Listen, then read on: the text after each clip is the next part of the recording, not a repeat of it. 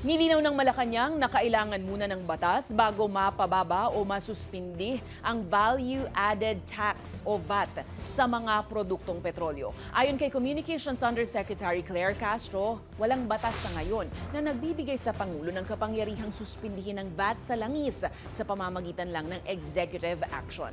Paliwanag pa niya, nasa Kongreso ang kapangyarihan sa usaping to at hindi po pwedeng isipin na kayang ipatigil ng Presidente ang VAT sa isang utos lang.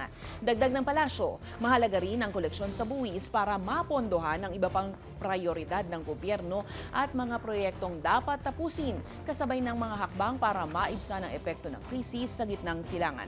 Batay sa circular ng Department of Energy, umaabot sa 22% ang presyo ng gasolina at 29% ang presyo ng diesel ang napupunta sa buwis at iba pang singil.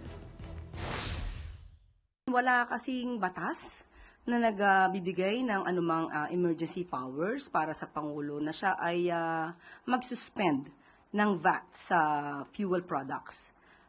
Ito po ay nakasalalay po sa Kongreso. Baka nagkakaroon po ng misconception at ngayon ay baka nakakarating sa mga sa transport sector, sa mga drivers, sa operators na sa isang click ay ma-suspend ang Pangulo ang VAT.